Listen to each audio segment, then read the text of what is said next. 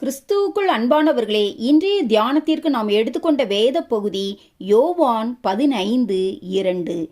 என்னில் கனி கொடாது இருக்கிற கொடி எதுவோ அதை அவர் அறுத்து போடுகிறார். கனி கொடுக்கிற கொடி எதுவோ அது அதிக கனிகளை கொடுக்கும்படி அதை சுத்தம் பண்ணுகிறார்.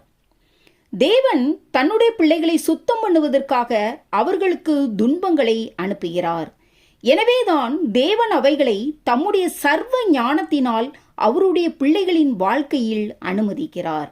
ஆகையால் துன்பங்கள் தேவனை அறியாதவர்களுக்கு மாத்திரம்தான் என்று எண்ணுவது தவறு. இப்படியாக தேவன் தன்னுடைய பிள்ளைகளை சுத்தம் பண்ணும்போது அவைகள் அவர்களுடைய வாழ்க்கையில் கிறிஸ்துவின் சாயலையும் தெய்வீக தன்மைகளையும் உருவாக்குகிறது.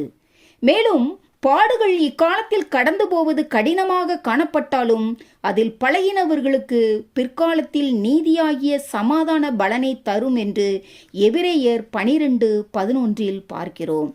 ஆனால் தேவன் இவைகளை மிகவும் நேர்த்தியாக நம்மில் செய்கிறார் என்பதை மறந்து துன்பங்களையே பார்த்து சோர்ந்து போவதில்தான் நம்முடைய பிரச்சனை இருக்கிறது. மேலும் தேவனுக்கென்று கனி கொடுக்கும் வாழ்க்கையைப் போல ஒரு ஆசீர்வாதமான வாழ்க்கை எதுவும் இல்லை. ஆகவே தேவனுக்கென்று கனி கொடுக்க வேண்டும் என்ற ஆர்வம் நம்மில் இருக்க வேண்டும். அதே சமயம் நாம் தேவனுடைய பிள்ளையாய் இருப்பதின் பலன் இவ்விதமாய் வெளிப்பட தேவன் திட்டமிட்டிருக்கிறார் என்ற உண்மை நம்மை எல்லா சூழ்நிலைகளிலும் ஆற்றி தேற்றும்.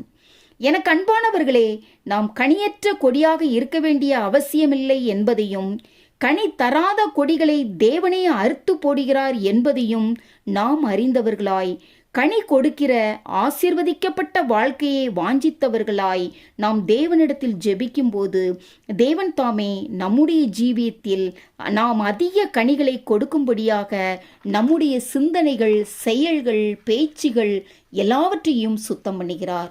ஆமேன். அல்லேலூயா.